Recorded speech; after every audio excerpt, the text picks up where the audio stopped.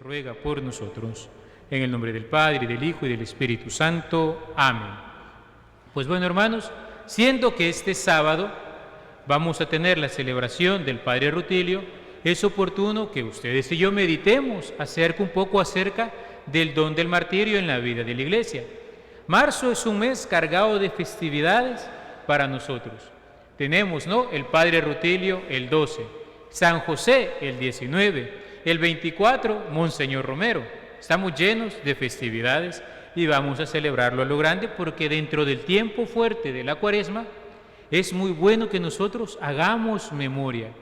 Así como el antiguo pueblo de Israel iba haciendo memoria de todo lo que aconteció en el Éxodo para poder vivir su relación con el Señor y purificarse de cara a la gran peregrinación hasta la llegada del Mesías, en tiempos de ellos, nosotros, hacia la patria celeste. Ahora bien, comenzamos siempre con una frase. Esto está tomado de la homilía que Monseñor Romero predicó dentro de la misa exequial del Padre Rutilio. Decía San Óscar Arnulfo Romero: el amor verdadero es el que trae a Rutilio Grande en su muerte con 2 campesinos de la mano. Así ama la Iglesia. Muere con ellos y con ellos se presenta la trascendencia del cielo. Los ama y es significativo que mientras el Padre Grande caminaba para su pueblo a llevar el mensaje de la misa y de la salvación, allí fue donde murió acribillado. Un sacerdote con sus campesinos, camino a su pueblo para identificarse con ellos, para vivir con ellos no una inspiración revolucionaria, sino una inspiración de amor. Como marco para la celebración de la palabra en nuestras comunidades en esta ocasión, vamos a tener las lecturas que se leen para la memoria del Padre Rutilio. La primera es el capítulo 7 del libro del Apocalipsis, que nos habla sobre la visión que tuvo el vidente acerca de una gran multitud que venía vestida de blanco. Y pregunta: ¿quiénes son esos que están vestidos de blanco?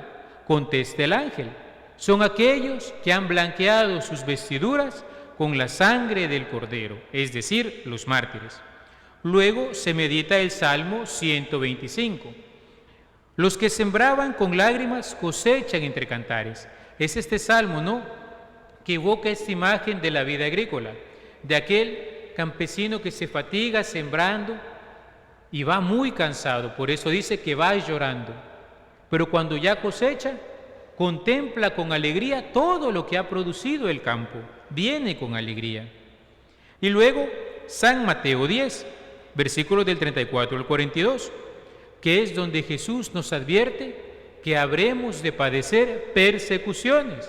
Ojo, que lo dice a sus discípulos, y nosotros sabemos que una de las notas características de la Iglesia ha sido siempre el ser perseguida.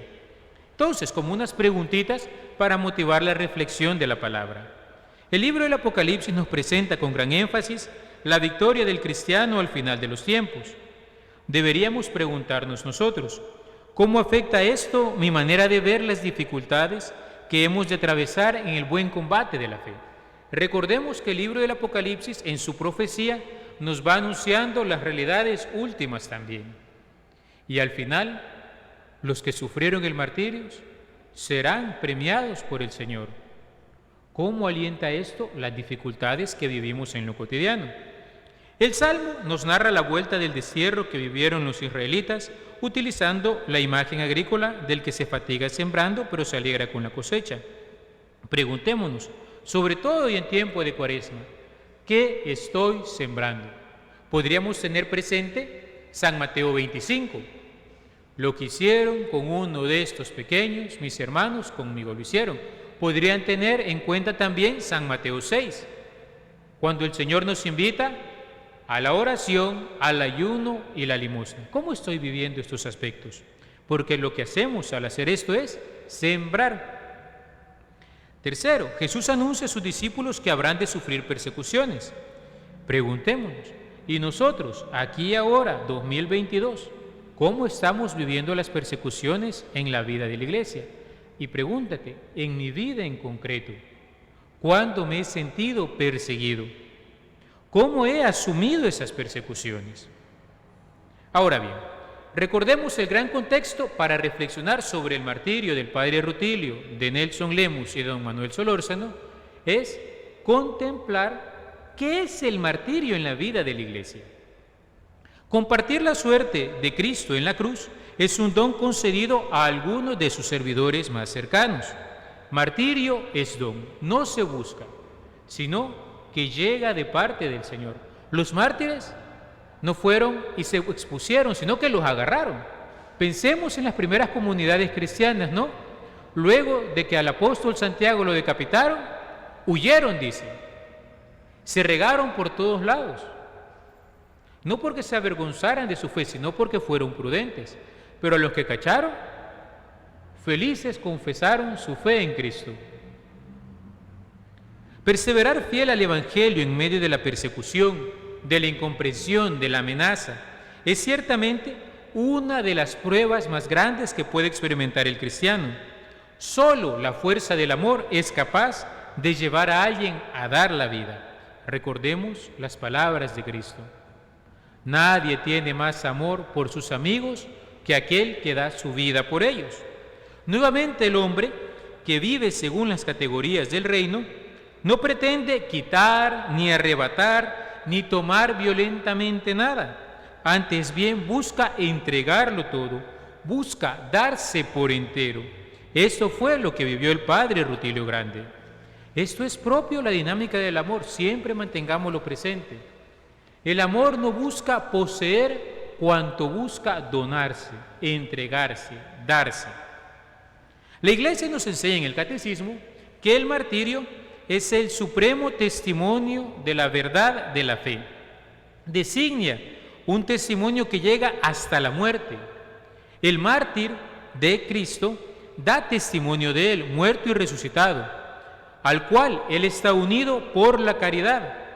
Da testimonio de la verdad de la fe y de la doctrina cristiana.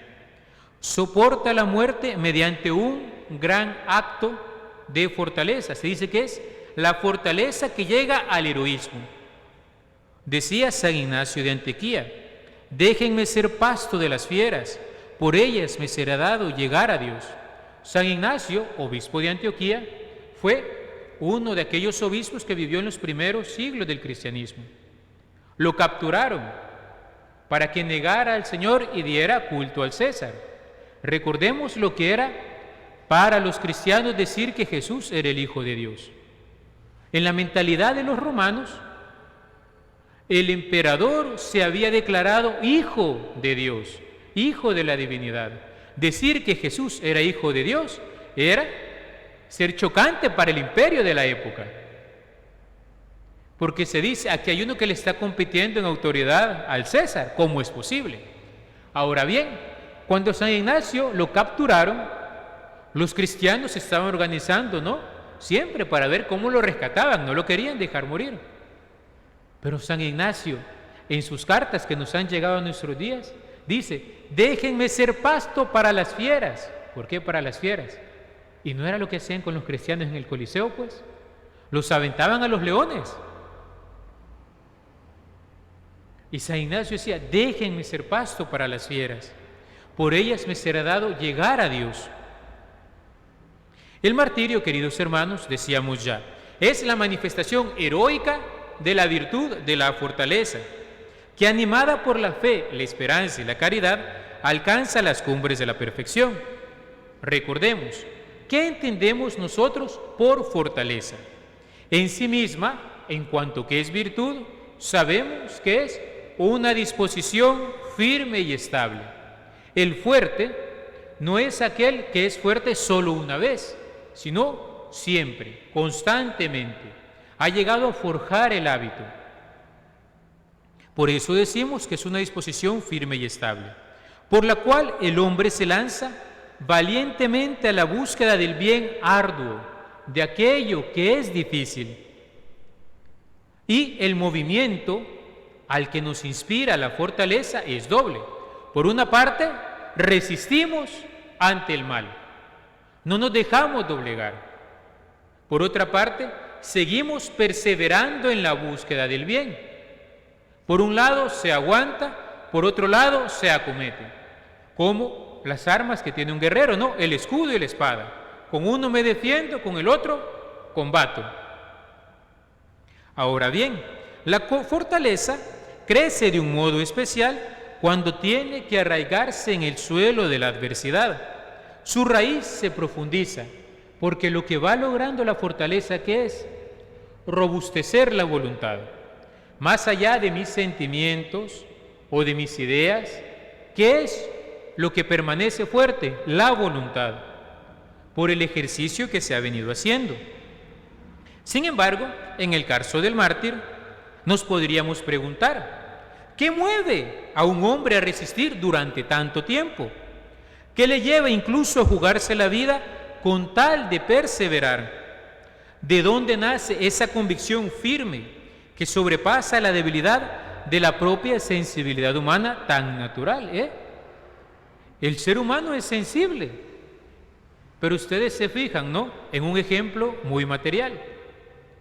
Si uno no está acostumbrado, por ejemplo, a llegar a la plancha donde están las tortillas y darle vuelta con la mano, uno dice, pásenme la espátula, porque yo así nomás no puedo. Pero hay otras señoras que chas, chas, chas, chas, chas. Rapidito va. Y no se quemó. No, ya estoy acostumbrada. Hay una resistencia. Se ha creado aquella disposición.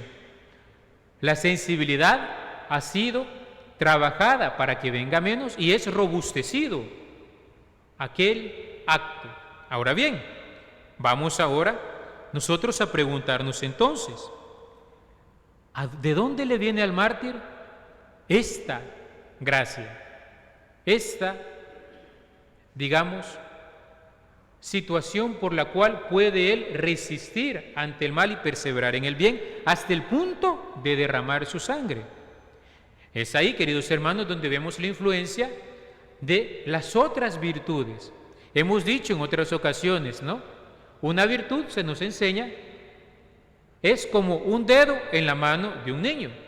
Si crece una virtud, los otros también crecerán, así como crecen los deditos de la mano de los niños cuando van creciendo.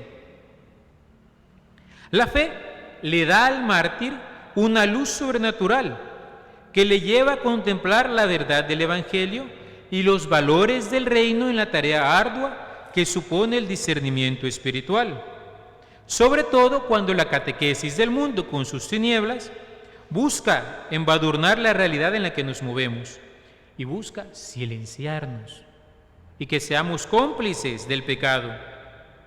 Esta luz de la fe es para el mártir también ocasión de seguridad, puesto que no se amedrenta ante la muerte, ya que cree firmemente en aquel que resucitó a Jesús de entre los muertos y cree que también podrá resucitarlo a él también. Decíamos en la definición que nos daba el martirio, que el martirio da testimonio de la verdad de la fe y de la doctrina cristiana. Ojo, la resurrección de los muertos. Esta vida no lo es todo, nos aguarda la eternidad.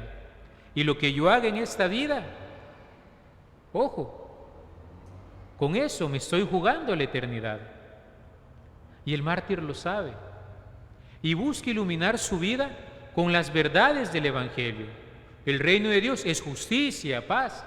Bienaventurados los pobres de espíritu, bienaventurados los que lloran, bienaventurados los mansos, bienaventurados los que trabajan por la paz. Esas son las verdades que iluminan la vida del cristiano. Ahora bien, sabemos que a mayor fe, mayor esperanza, puesto que la esperanza confía en alcanzar lo que la fe cree. Es en el anhelo de la voluntad de Dios como suprema felicidad. Por ello el mártir parece llevar en su corazón escritas aquellas palabras que vivieron los macabeos. Si ustedes toman los libros de los macabeos, van a ver la persecución que sufrió el pueblo en aquella época. Y nos narran estos libros, por ejemplo, el testimonio de 7 hermanos que murieron, producto de la persecución de Antíoco IV Epífanes. Por ejemplo, uno de estos hermanos, antes de traicionar al Señor, ¿qué dijo? Le decía al malvado: tú, malvado, nos borras de la vida presente, pero el Rey del mundo nos resucitará una vida nueva y eterna a quienes hemos muerto por sus leyes. Otro de los hermanos que dijo: de Dios he recibido estos miembros y por sus leyes los desprecio, pero espero obtenerlo nuevamente de Él. Otro dijo: es preferible morir a manos de los hombres con la esperanza que Dios da de ser resucitados de nuevo por Él. Creer en Dios y su palabra, esperar seguro en su cumplimiento, lleva al mártir a esa grandeza de ánimo propia del que ama hasta el extremo. Recordemos que el amor en su sentido más propio y auténtico es un acto de la voluntad por el cual buscamos el bien, para nosotros mismos o para el Señor. Pero respecto a Dios, que es la fuente de todo bien y a quien no podemos dar nada que Él ya posee, ¿cómo se traduce ese amor? A mi prójimo yo sé que lo puedo colmar de bienes, no de bendiciones.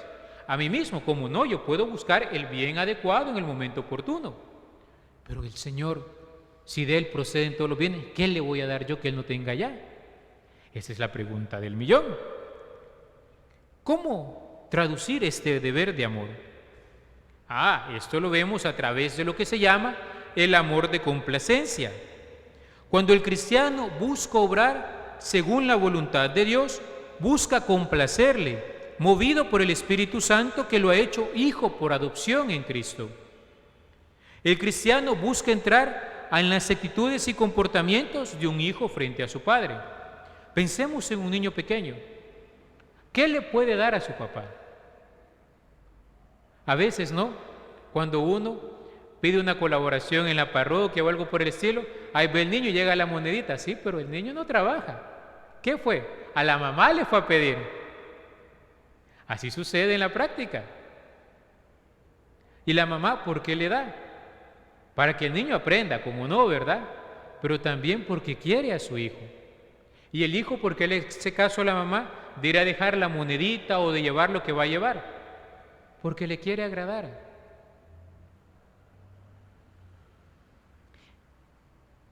La obediencia es la actitud propia del Hijo Eterno que modela la obediencia de los hijos de adopción.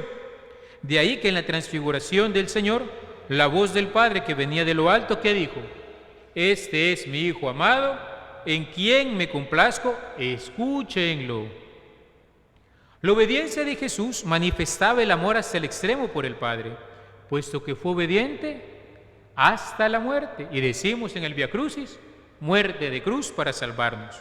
Pero ojo, recordemos que la cruz no solo es la medida del amor a Dios, sino también la medida del amor al hermano. Porque Jesús también realizó aquel acto supremo de amor, no solo por Dios, sino también por nosotros.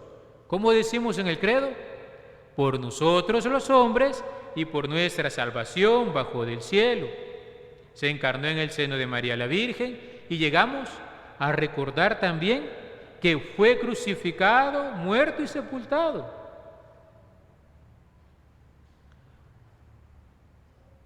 Esta es otra de las características del mártir. Muere en testimonio, es decir, como modelo de amor para los demás cristianos. En la hora de su muerte, en su último momento, el mártir, ¿qué nos ofrece? Lo único que le queda ya, su testimonio. Y es bonito, por ejemplo, que nosotros hagamos memoria de los mártires en la vida de la Iglesia por esto. Porque nos animan. Ya, por ejemplo, el anciano Eleazar, también en el tiempo de los macabeos, vino y él, un nonagenario, ya de más de 90 años, el Señor, le dijeron, sacrifica al ídolo. No lo haré, dijo él, no puedo traicionar ahora. Sacrifica al ídolo, mira, te vamos a dar una carne para disimular, no va a ser carne de cerdo, pero sacrificar, comer la carne del sacrificio. No puedo. ¿Qué testimonio le voy a dar a la juventud? Era la preocupación de él. Tenemos en la época de los mártires cristianos de los primeros siglos, San Policarpo, lo mismo, un obispo anciano de más de 80 años. No traicionaré. y dio testimonio, Esta realidad, queridos hermanos, la comprendía bien el padre Rutilio. Su palabra profética era una actualización del Evangelio al momento histórico en que vivió. ¿Por qué decimos palabra profética? ¿Qué es un profeta? El que habla palabra de Dios a su pueblo. Él no estaba movido por el afán de llevar la contraria ni por generar caos y divisiones. Le movía la fuerza del amor. De ahí que la meta de su obrar no sería la destrucción del otro, sino conformar la propia vida a la de Cristo, que se entregó por los hombres para su salvación. Decía él en una homilía de 1977 en Apopa: no hay que quitar la vida a nadie, no hay que poner el pie en el pescuezo de ningún hombre dominándolo, humillándolo. En el cristianismo hay que estar dispuesto a dar la propia vida en servicio por un orden justo, para salvar a los demás por los valores del reino. Fíjense, el padre Rutilio, ¿qué tenía en la mente? El Evangelio, la palabra de Dios, hacer vida lo que la palabra nos enseña. Y en medio del contexto en el que él vivió, claro, lo inclinaba a solidarizarse siempre con el pobre. El profeta siempre es parcial, está del lado de Dios y de los que Dios cuida, y cuida particularmente de los más vulnerables.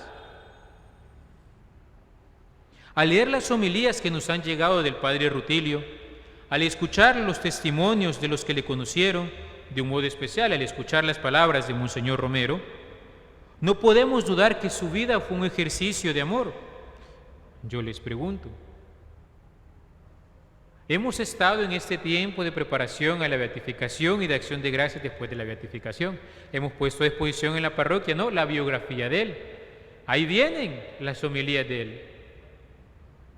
Hemos leído ya sus homilías. Ojo, una cosa me dicen de él, pero yo también ya lo escuché hablar. Es importante, no solo leer lo que nos dicen de los santos, sino leer lo que ellos nos dicen, porque su palabra también toca nuestra historia. ¿O acaso no nos conmovemos cuando oímos las homilías de San Óscar Romero? Una cosa es leer el papel, pero ya cuando las escuchamos, uno puede hasta revivir ese momento histórico. El padre Rutilio amaba a la iglesia, y este amor le animó en sus años como formador en el seminario, acompañando a tantos jóvenes que se sentían llamados al sacerdocio. Recordemos que él era muy conocido por el clero del país por eso mismo, porque fue formador. Hay padres todavía que lo recuerdan. A mí el padre Rutilio me recibió en el seminario. Y tienen el recuerdo del padre formador. Amor también al obispo, con quien siempre buscó tener un trato cercano y amable. Siempre buscó estar cerca y colaborando a Monseñor Luis Chávez. Monseñor Luis Chávez y González, que sabemos, fue un obispo que llegó del 34 al 77. Muchos años de episcopado. Fue él quien introdujo y que llevó a cabo, digamos, la actualización pastoral que el Concilio Vaticano II fue promoviendo en nuestra diócesis. Él también fue el promotor de la vocación del padre Rutilio. Le echó la mano. Lean la biografía. El padre Rutilio siempre buscó colaborarle. Y luego con Monseñor Romero también, evidentemente. También tuvo mucho amor por sus hermanos jesuitas, con quienes formó comunidad. Recordemos que él era un religioso, formado en la más escuela tradicional de San Ignacio de Loyola, un hombre habituado a la oración, al discernimiento espiritual, un hombre muy bien formado. Y él cultivó lo que hoy nosotros llamamos las 4 cercanías que debe cultivar todo sacerdote, fíjense. ¿Cuáles son, padre? El Papa Francisco nos dice, un sacerdote debe ser cercano a Dios en la oración. El padre Tavo, párroco de Cujute, recuerda que era bien común llegar a la parroquia Aguilares y ver al padre Rutilio con su liturgia de las horas rezando. haciendo oración. Luego también cultivaba su cercanía con el obispo, hemos dicho ya, era muy cercano a él. Cultivaba la cercanía con sus hermanos religiosos y también con los sacerdotes de la vicaría, que en aquel entonces se llamaba Vicaría de Casaltepeque, hoy se llama Vicaría de Rutilio Grande. Padre, acuérdenos que es una vicaría. Yo sé que ustedes ya saben, pero se los recuerdo. Es un conjunto de parroquias. La arquidiócesis se subdivide territorialmente en vicaría. ¿Cómo se llama nuestra vicaría? San Juan Pablo II, no se les olvide. La vicaría de Quesaltepeque luego pasó a llamarse Vicaría Rutilio Grande, en honor al padre Rutilio. Ahora bien, el padre buscó siempre estar cercano. De hecho, esta homilía que hemos citado es la homilía que predicó en Apopa luego de que expulsaran al párroco de Apopa del país. Se solidarizaron los padres de la vicaría y celebraron una misa solemne con ocasión del Festival del Maíz, pero también para denunciar este hecho que se había cometido injustamente. Él buscaba compartir los ideales de la nueva evangelización con quienes también sufrían las incomprensiones de las autoridades de la época y de las mentalidades rígidas de algunos que se querían aferrar a estructuras caducas. Su impulso fue el amor a los pobres y más desprotegidos, a quienes buscó llevar la luz del Evangelio que transforma la vida. Cuarta cercanía, la cercanía al pueblo de Dios. ¿Cómo dice el Papa hoy? Pastor con olor a oveja. Y decimos aquí, por sobre todo, también el amor a Dios, el cual era el motor de todo su accionar, como religioso, como sacerdote, como cristiano. Es maravilloso en las biografías de él ver cómo él motivaba, ¿no?, a que, por ejemplo, salió una procesión, pues a que la procesión se viviera con intensidad, como una verdadera manifestación pública de la fe. Buscaba, ¿no?, que el cristiano fuera capaz de meditar y escudriñar las Escrituras. Hacían misiones populares para formar comunidades, pero que esas comunidades tuvieran contacto con la palabra. ¿Y qué es lo que hacemos hoy nosotros? Eso. Si ustedes ponen un poco de atención, y yo creo que si meditáramos más en esto, nosotros, todos nuestros procesos evangelizadores, se los deberíamos poner también en sus manos a su intercesión. Yo se los pongo, todo lo que hacemos de pastoral en la parroquia.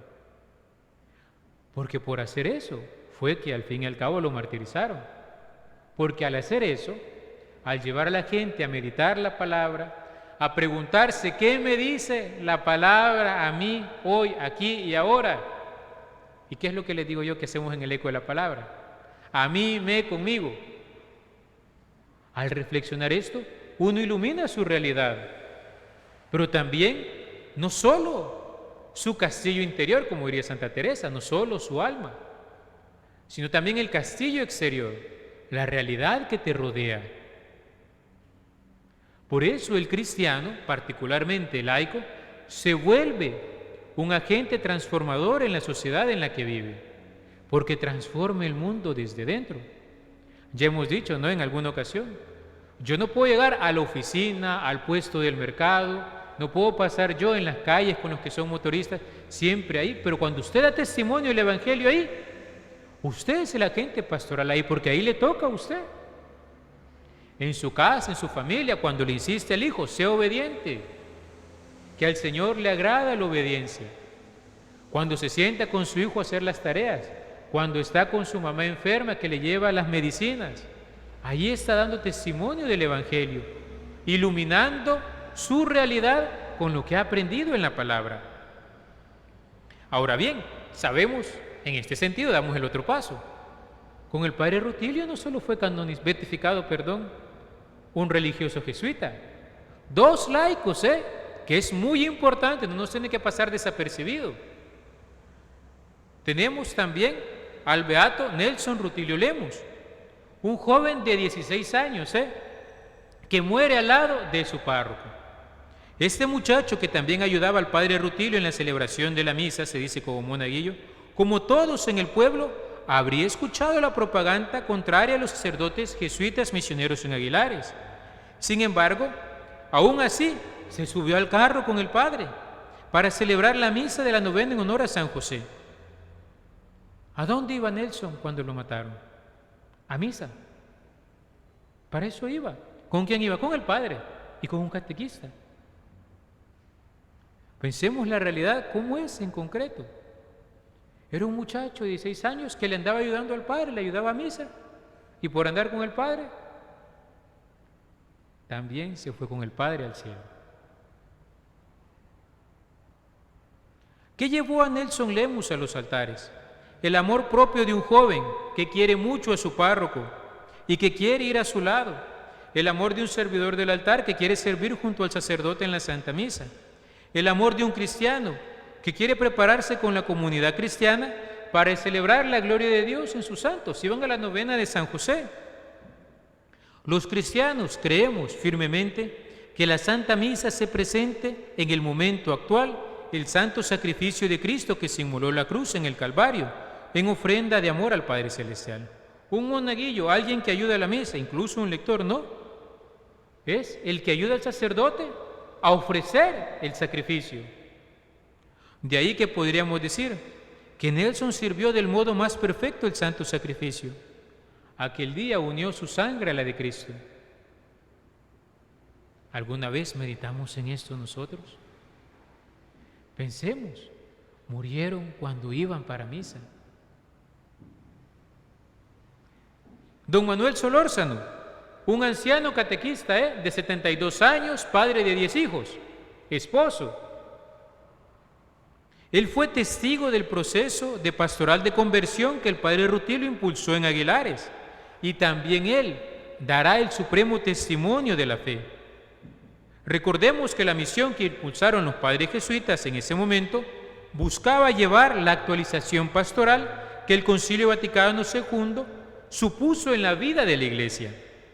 De ahí que comenzaran a formar comunidades en los diferentes cantones de la parroquia, para que la gente reflexionara la palabra de Dios y fueran discípulos de Cristo que supieran discernir la voluntad del Señor en el aquí y ahora que les tocaba vivir, que aprendieran a vivir con mayor intensidad y conciencia los sacramentos celebrados. Decía el padre Rutilio, ¿no?, que no había que ser de esos cristianos cohetes, suenan aquí arriba, ¿ve?, pero en tierra no se ve en concreto. ¿Se acuerdan, no?, lo que hemos dicho en otra ocasión. ¿Cuál es la prueba del 9 de la vida espiritual? Acuérdense, ¿no? Cuando uno está ya por cuarto grado, le enseñaron la prueba del 9. Si usted suma esto y le da 9, el resultado le salió correcto. Esa es la prueba del 9, ¿va? Y en la vida espiritual, ¿cuál es? Obras. Tus virtudes. Por eso Santa Teresa le decía a sus monjas, obras quiere el Señor, obras.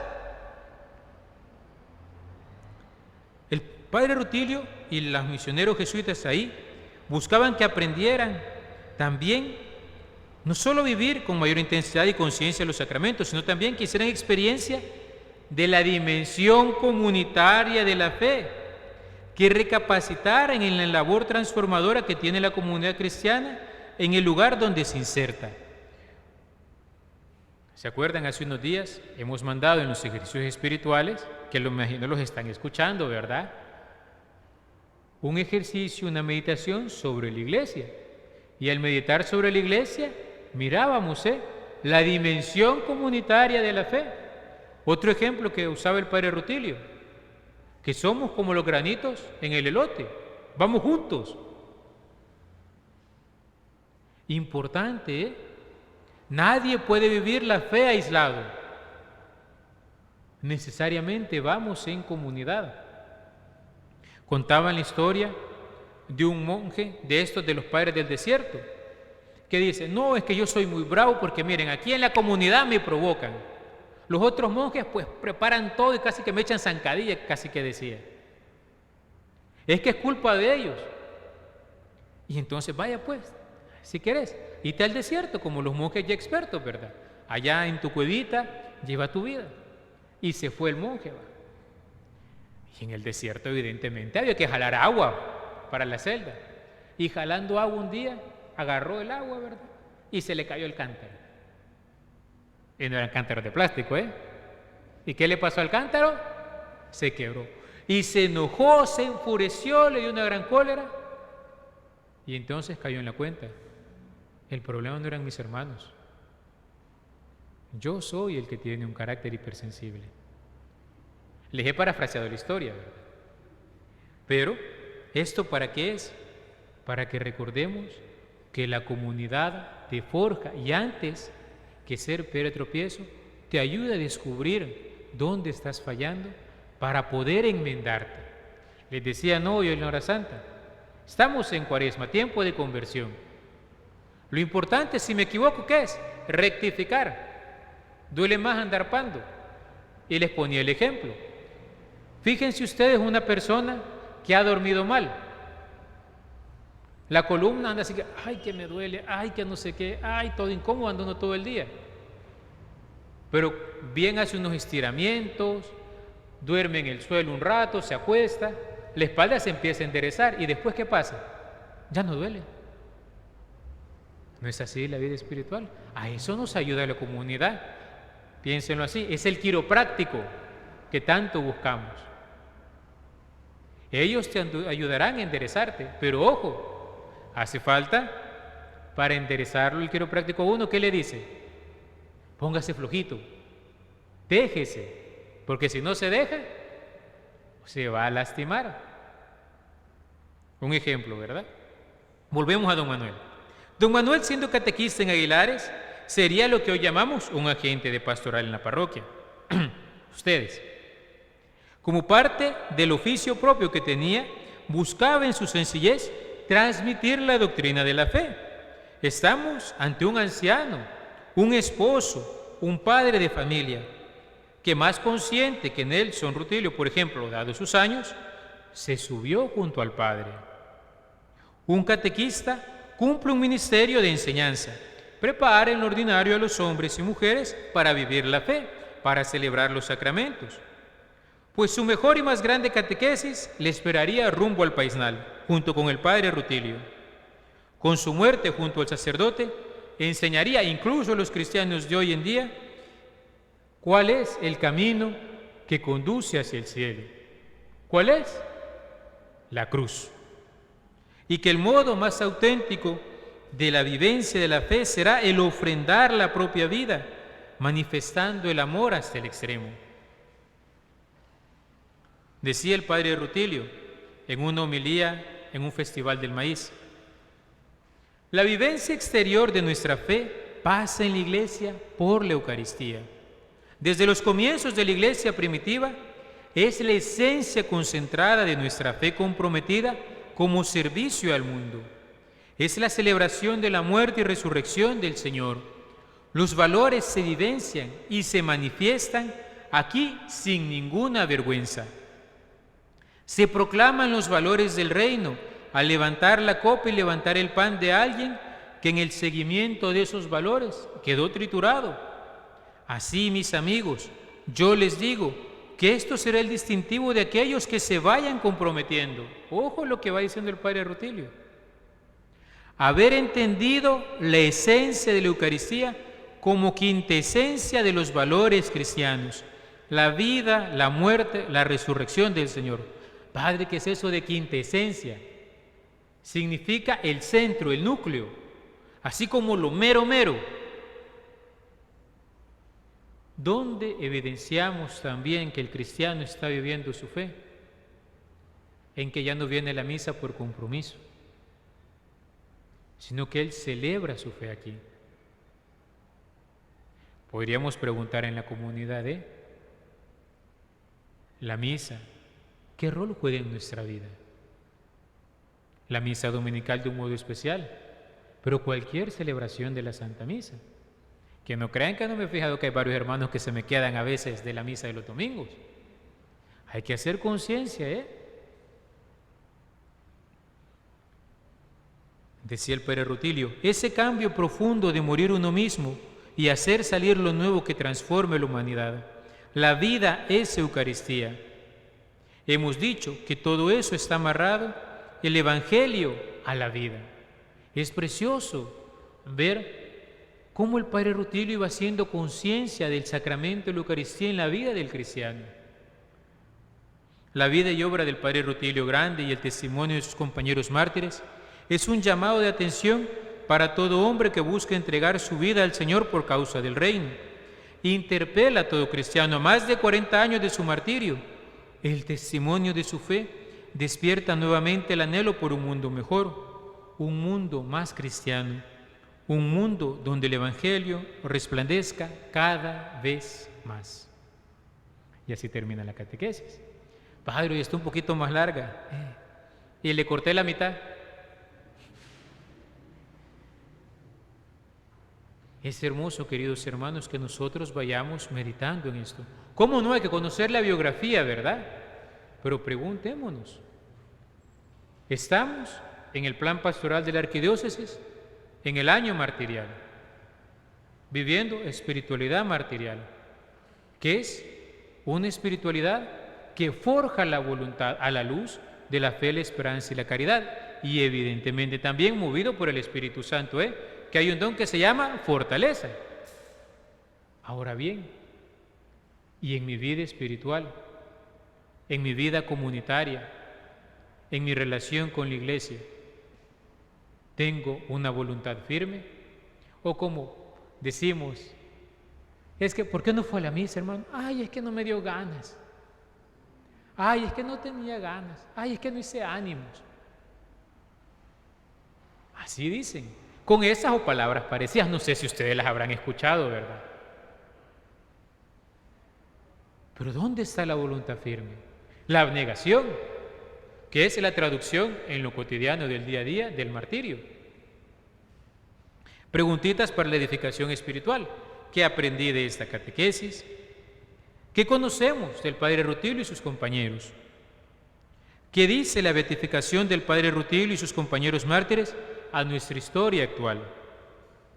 ¿Cómo la beatificación de estos salvadoreños me motiva a mí a vivir la santidad? El Padre Rutilio y sus compañeros buscaron realizar una misión que ayudara a que los laicos asumieran cada vez más su compromiso bautismal de vivir los valores del reino en medio del mundo. La comunidad me debería ayudar a mí a esto. ¿Cómo lo hace? ¿La comunidad ha cambiado mi modo de vivir la fe para mejor? ¿Vivo la comunidad como una escuela de amor? ¿Qué rol juega la comunidad en mi día a día? Sería un momento bonito para ver cómo estamos viviendo en la comunidad. Los mártires mueren por dar testimonio de la fe. ¿Cómo estoy dando testimonio en mi casa, en el trabajo, en la escuela, etcétera? ¿Soy coherente? ¿O en qué en concreto se manifiestan mis incoherencias? ¿Qué debo hacer para corregirlas? Y colorín colorado, terminamos esta catequesis.